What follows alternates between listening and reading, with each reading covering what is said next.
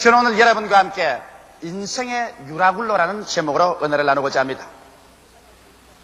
시골에서 자란 사람들은 여름에 풀들과 금불을 모아서 마당에 쌓아놓고 거기에 불을 놓아서 모깃불이라는 불을 놓습니다.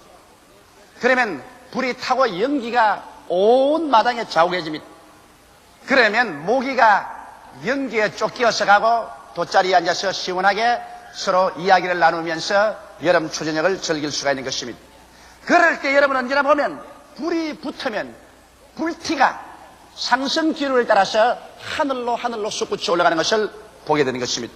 성경에 욥은 말하기를 불티가 하늘로 올라감 같이 인생은 고난을 위해서 태어났다고 말한 것입니다. 이 말은 이 세상 아담과 하와의 자손으로 태어난 사람 중에서 일생을 살면서 한 번도 고난을 겪지 않고 살 사람은 없다는 것을 말하는 것입니다. 하나님께서는 죄 없는 사람은 한 사람 내어놓았습니다. 나사렛 예수 그리스도 죄 없이 잉태되시고 죄 없이 태어나셔서 33년 사시고 남의 죄를 대신해서 십자가에 못 박여 죽었다가 3일 만에 부활하셔 성천에서 만왕의 왕 만주의 주로 계신 예수 그리스도만은 죄 없이 태어나시지만은 그러나 고난 없이 태어난 사람은 한 사람도 이 세상에 없는 것입니다. 그러나 이 다 같이 겪는 고난이지만은 어떠한 사람은 고난의 파도에 부딪히면 산산조각이 나고 주워 담을 수 없을 만큼 낭패를 당하는 사람이 있는가 하면 또 다른 사람은 고난이 다가오면 고난과 역경을 통하여 그는 더 위대하고 찬란한 삶을 살아갈 수 있는 동기를 삼아서 고난이 다가오기 전보다 고난을 당하고 난 다음에 더 크고 찬란한 삶을 살아갈 수 있는 이와 같은 재료로 삼는 사람들도 흔히 있는 것입니다. 저는 오늘 이 시간에 인생 고난 풍파, 자연 고난 풍파를 통해서 어떻게 사도 바울 선생이 이 역경과 고난을 이겨나갔는가 그 사실을 설명을 해드리고 이로 말미암아 우리 한 사람 한 사람도 고난을 통해서 우리는 그것을 능히 이기고 살아갈 수 있는 길을 모색해 보고자 하는 것입니다. 사도 바울 선생은 주님이 택한 제자 중에 가장 위대한 제자입니다. 주님 생존 시에 택한 12제자에게는 들어가지 못했지만은 주님께서 부활하시고 난 다음에 주께서 바울을 택하셔서 이방인의 사도로 삼으신 것입니다.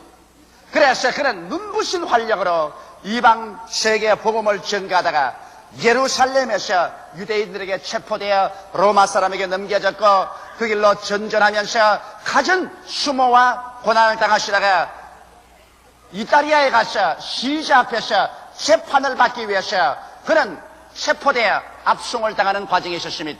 마침 그때 아우구스토 대백부장 율리오라는 사람이 많은 죄수를 거느리고서 로마로 가서 로마의 법정에 넘겨주려고 한 것입니다. 이래서 그와 함께 죄수의 무리 속에 수갑을 차고 바울 선생은 끌려가게 된 것입니다. 그래서 율리오가 탄 배는 길리기아와 밤빌리아 바다를 건너 루기아의 무라성이라는 곳에 이르렀는데 그게 마침 이탈리아로 직행하는 알렉산드리아라는 배가 있었던 것입니다. 그래서 아주 기쁘게 생각하고 이 백부장 율리아는 다른 죄수와 바울을 그 알렉산드리아 호에 다 태워가지고서 출발했는데 바람이 잘 불지 않으니 그 옛날에는 범선이라 배가 겨우 그저 기어서 건너가듯이 가다가 나중에 미항까지 왔습니다. 미항에 도착하자 바울 선생이 매일같이 하나님 앞에서 죄수이지만은 기도를 하고 있었습니다. 비록 수족은 묶인 죄수이지만은 그러나 그 마음은 묶이지 않은 자유인이었습니다. 그러나 하나님께 늘 기도하는데 미항에 왔었을 때 하나님의 계시가 임한 것입니다. 만일 미항에서 이 배가 출발하면 큰 풍랑을 만나서 화물은 물론 다 잃어버리겠니와 사람들의 생명에도 크나큰 장애가 있을 것이라는 묵시를 받았습니다. 이래서 바울 선생은 곧장 백부장 율리오를 만났었습니다. 그리고 율리오에게 말했습니다. 내가 보건대 이 배가 지금 미항에서 출발하면은 풍랑을 만나서 화물도 다 잃어버리고 그리고 사람의 생명에도 많은 장애가 있을 것인즉 그러므로 내 말을 믿고 이 겨울을 미양해서 지나는 것이 좋다. 그렇게 말했습니다. 율리오가 이 말을 듣고 난 다음에 선장과 선주와 모여서 회의를 했습니다.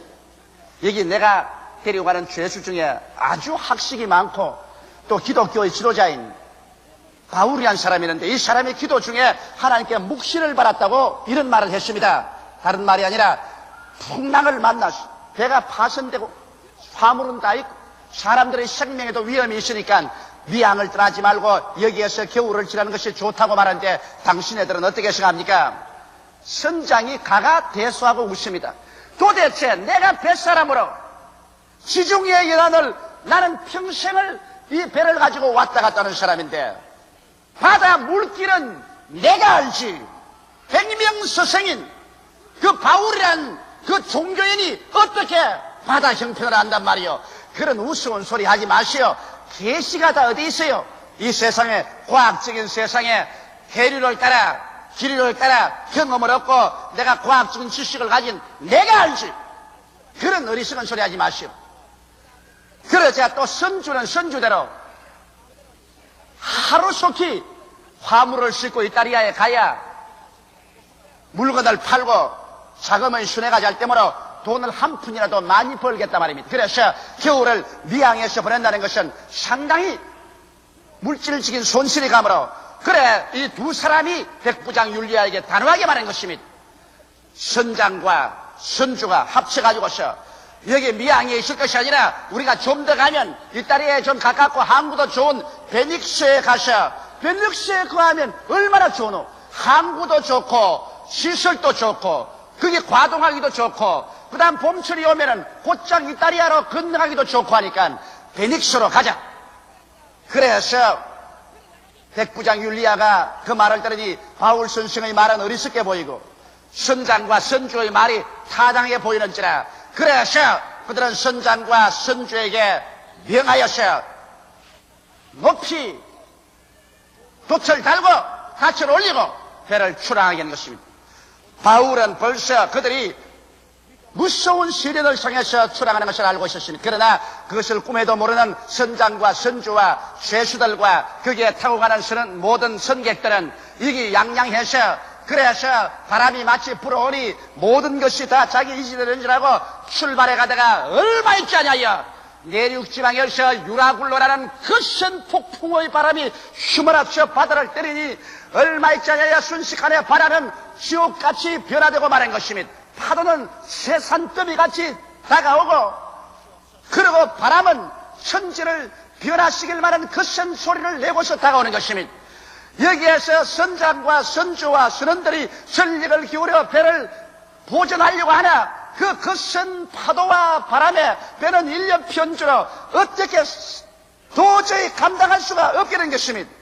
이래서 별 수 없이 사람이 거센 풍랑을 만나 목숨에 위험하니까 하루 견디다가 이튿날에는 배를 가볍게 하기 위해서 그렇게 선주가 자기 목숨처럼 아끼는 화물을 모두 다 바다에 던집니다. 돈 보따리들을 전부 바다에 던집니다. 선주는 눈물을 흘리면서 그 모든 화물을 던졌습니다. 그러고 난 다음에 사흘째 계속해서 바람이 불고 파도가 치고 천지가 칠흑같이 어둡고 온 세계가 되어버리는 것 같으며 이제는 배의 기구조차도 배의 무거움으로 이 선장과 선원들이 자진해서 배의 기구조차 다 버리고 마는 것입니다. 이래서 배에는 이제는 오직 배와 사람들만 타고서 목적도 방향도 없이 바람이 치면 불리는 대로 파도에 밀리면 밀리는 대로 하늘에 솟았는가 하면 지옥 바다까지 떨어진 같이 파도에 출렁이며 모든 사람들은 정신을 잃고 쓰러지고 이리 뒹굴고 저리 뒹굴며 토하고 처참한 전경이 벌어진 것입니다. 이것이야말로 생지옥의 비극적인 상황 속에 떨어지고 말한 것입니다. 그래서 그들은 유라굴라를 만나서 이제는 사경이 이른 것입니다. 여기에서 여러분 우리가 알아야 될 것은 왜 이 알렉산드리아호가 유라굴라를 만나지 아니했으면 안 되었습니까? 유라굴라의 풍랑이라는 것은 이것은 어찌할 수 없습니다. 유라굴라는 오기도 하고 가기도 하고 일어나기도 하고 잠자기도 하는 것입니다. 왜 구태여 알렉산드리아호가 유라굴라를 만나야만 됐었습니까? 그 이유는 이 선장의 교만과 선조의 탐욕 때문인 것입니다. 만일 그들이 사도 바울 선생의 말을 듣고 하나님의 그 발 앞에 엎드려 하나님께 귀를 기울이고, 그래서 눈에는 아무 성기 안 보이고 귀에는 아무 소리 안 들리고 소리는 잡혀있는 것 없다고 할지라도 인간의 지혜나 인간의 지식이나 인간의 오만을 버리고 인간의 교만을 하나님 앞에 굴복시키고 인간의 탐욕을 하나님 앞에 굴복시켰더라면 유라굴라의 풍랑은 피할 수가 있었습니다. 하나님께서는 여러분과 내가 환난과 시험과 풍랑을 당해서 처참히 파괴되는 것을 원치 않기 때문에 이모로 저모로 미리 그것을 경고해 주시는 것입니다. 그러나 인간의 교만, 인간의 탐욕이 스스로 유라굴라를 향해서 걸어 들어간다는 것을 잊지 말아야 되는 것입니다. 여기에서 이 알렉산드리아라는 배가 처참하게 된 이유는 하나님을 원망할 수도 없고 선제지변을 원망할 수도 없습니다. 이것은 오직 선장의 교만과 선조의 탐욕 때문에 그들만 스스로 절망 상황에 떨어진 것이 아니라 배에 탄 수많은 사람들을 한꺼번에 가장 처참한 절망으로 휘몰아치고 말한 것입니다. 이렇기 때문에 교만과 탐욕이 유라굴라를 부른다는 것을 잊지 말아야 되는 것입니다. 오늘날 여러분과 내가 사는 이 세상은 유라굴라의 풍랑에 휘몰아친 세상입니다. 어느 곳에 가나 여러분 죄가 없는 곳이 없고 미움이 없는 것이 없으며 사람은 불안과 공포에 떨고 처절하게 좌절하고 서로 살상하며 오늘날 세계가 언제 다시 한번 세계 제3차례의 비극적인 전쟁에 휘몰아쳐 들어가서 잿더미가 될지도 알 수가 없습니다. 나라마다 있는 힘을 다하여 백성들이 굶주릴지라도 총과 칼과 대포와 비행기와 폭탄을 준비하기에 여념이 없고 세계는 또다시 무서운 유라굴라의 풍랑을 향해서 나가고 있는 것입니다. 최근 풍파들은 온 세계 각지에서 일어나고 세계 최종의 가장 비극적인 유라굴라의 풍랑은 다가오고 있는 것입니다. 왜? 인간은 이렇게도 지성적이라고 말하고 과학적이라고 말하고 이지적이라고 말하며 인격자라고 말하면서 세계에 다가오는 유라굴라의 풍랑을 눈앞에 보고도 이것을 피할 수 없을까요?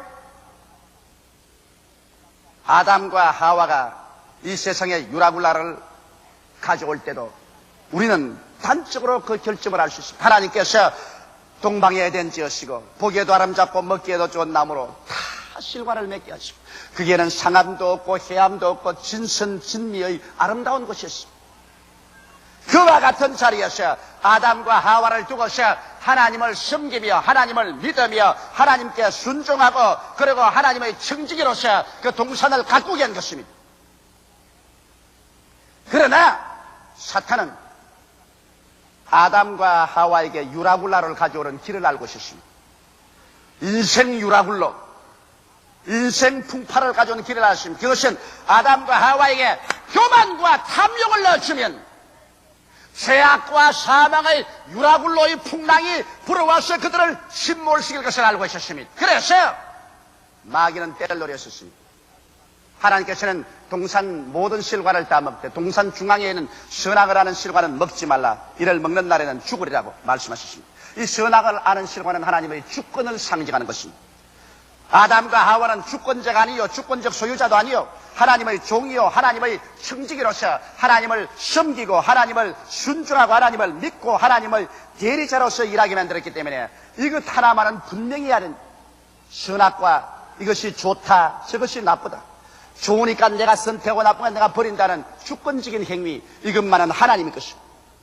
그러므로 하나님의 주권을 존중하기 위해서 그것을 갖다 놓았습니다. 이것을 마귀가 악용한 것입니다. 아담과 하와가 에덴 동산에 있을 때 마귀가 와서 하와에게 말을 걸었습니다. 정말 하나님께서 동산의 모든 실과를 다 먹지 말라고 하느냐. 부정적인 방향으로 벌써 말을 찔러 넣었습니다. 하와가 대답하기는 아니라 동산에 있는 모든 실과는 다 먹되 동산 중앙에 있는 선악을 하는 실과는 먹지도 말고 만지도 말라 죽을까 하노라 하더라. 하나님 말씀을 정확하게 인용하지도 못했습니다. 그럴 때 마귀가 하는 말이 정면으로 부정해서 아니라 너희가 먹는 날에는 너희 눈이 밝아져서 너도 하나님처럼 될 것이라. 자, 교만입니다. 하나님처럼 주권자가 될 수 있다. 그래서 하와가 그 열매를 보니 먹음직하고 부함직하고 지혜를 얻기에 탐스럽게 한 겁니다. 탐욕입니다. 그래서 사람의 마음속에 교만이 심어지고 자기 분수를 넘어서 벌써 교만해지고 탐심이 들어오면 그때로부터 시작해서 유라굴라의 풍랑을 향해서 돌진합니다. 하와가 그 실과를 따먹었습니다. 그러고 난 다음 그 남편을 주워 먹게 하셨습니다. 마귀는 기뻐 뛰고 춤을 추면서 에덴에 나갔지만은 그때로부터 아담과 하와는 유라굴라의 풍랑을 향해서 정면으로 뛰어들라고 말한 것입니다. 무슨 유라굴라의 풍랑인 것입니까? 교만과 탐욕으로 말미암아 가져온 것은 하나님께 버림을 당하여 죄악의 유라굴라의 풍랑을 인류에게 몰아치웠으며 죄악의 결과로 다가오는 사망의 폭풍우를 몰아왔으며 그 뒤에 저주와 질병과 고난을 가지고 오고 말한 것입니다. 그래서 에덴에서 일어난 유라굴라의 폭풍우는 오늘날 인류 6천년의 역사를 통해서 세계 역사를 피로 물들이고 피의 강과 피의 바다를 만들었으며 역사의 페이지를 피로서 찍어서 짙게 만들어놓은 유라굴라의 풍랑의 희생자들이 되고 말게 한 것입니다. 만일 아담과 하와가 교만과 탐심을 버렸더라면 그런 유라굴라의 풍랑을 피할 수가 있는 것입니다. 유혹은 어디 가도 있어요. 유혹을 원망할 수 없습니다. 유라굴라의 풍랑을 만나는 것은 바깥의 유혹 때문에 그런 것도 아니고 환경이 나빠서 그런 것도 아니고 내 속에 교만과 탐욕이 들어오면 어느 곳이나 유라굴라의 폭풍우를 휘몰아쳐 오게 되는 것입니다. 오늘날 나는 수많은 사람들이 파탄하는 것을 보아왔었습니다. 25년여의 목회 생활을 통해서 정말 하나님의 축복을 받고 아름답게 행복하게 되는 가정이 일시에 처참한 시련이 가정에 불어와서 파탄내는 거 보았습니다. 왜? 남편의 마음속에나 아내의 마음속에 교만과 탐욕이 들어오자 유라굴라의 풍랑이 가정을 산산조각 내는 것 보았습니다. 사업가들이 사업을 잘해 나갑니다. 이런 상태로 나가면 얼마 있지 않아야 참 훌륭하게 사업도 잘 되고 깊은 뿌리가 박힐 것이라고 생각하는데 갑자기 이 사람의 마음속에 유혹이 들어와서 그만 스스로 교만해져서 머리를 내어 흔들기 시작하고 그 다음 탐욕이 들어와서 자기 분수를 넘어서 손을 내어 밀고 빚을 갖다 놓고 차관을 가져오고 투자를 하고 야단법석을 해서 제일 처음에 흥청망청합니다. 그러나 벌써 운명은 결정되었습니다. 왜? 교만과 탐심이 있는 곳에는 유라굴라의 풍랑이 벌써 다가오기 시작하는 것입니다. 아는 게 아니라 얼마 있지 않다가 유라굴라의 풍랑을 만나서 부도가 나고 파산이 나고 수많은 사람에게 충격을 갖다 오고 끔찍한 뉴스거리가 되고 처참한 파탄이 다가오는 것입니다. 인생에게 가장 무서운 여러분 두 가지 죄가 교만과 탐욕인 것입니다. 교만은 패망의 선봉이요 멸망의 앞장이며 탐심은 우상 숭배이기 때문에 하나님께서는 이 교만과 탐욕 이 두 가지를 용납하지 않습니다. 마귀는 바로 교만과 탐욕의 완전히 뭉쳐진 것입니다.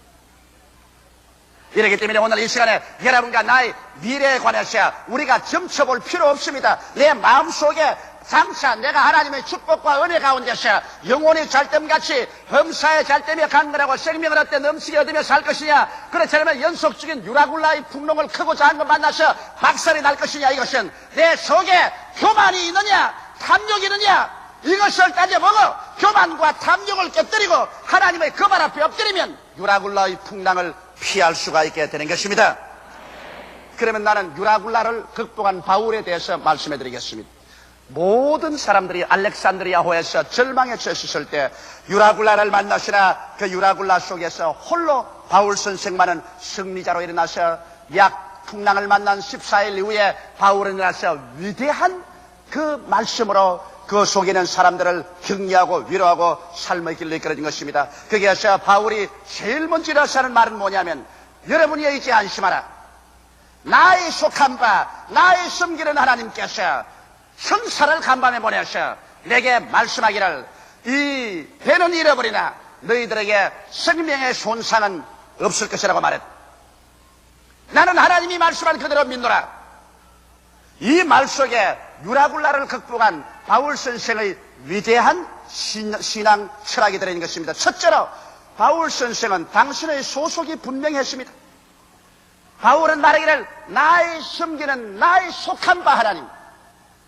오늘날 아담과 하와의 자손은 하나님께로부터 쫓김을 받고 버림을 받고 나온 이유로 자기의 소속을 잃어버리고 말한 것입니다. 어디에서 와서 무엇 때문에 살며 어디로 가는지 알지 못하기 때문에 자기가 소속된 것을 모르므로 그저 자기 중심으로 살아서 자기의 지식, 자기의 지혜, 자기의 수단, 자기의 방법, 자기의 주목을 믿고 교만해지는 것입니다. 소속이 분명해지면 교만해질 길이 없는 것입니다. 바울 선생께서는 하늘과 땅과 세계와 그 가운데 모든 것을 지으신 하나님께 나는 속해 있으며 하나님의 아들 예수 그리스도께서 나를 위하여 십자가에 못 박여 몸짓고 피 흘려서 그 값으로 나를 사주었기 때문에 나는 값주고 산 하나님께 소속한 하나님의 노예요, 하나님의 종이요, 하나님 나라의 청지기로서 일한다.